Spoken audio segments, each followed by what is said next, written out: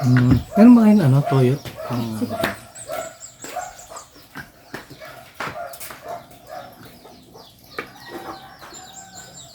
Tubating patong ito accompanied by soup. Yan, same as yung kinain ko sa yan, thank you, sa Kalinga.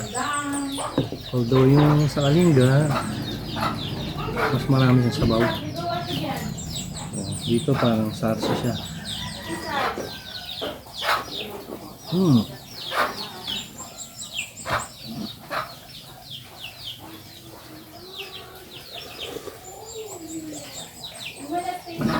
Na-imagine ko tuloy yung pares.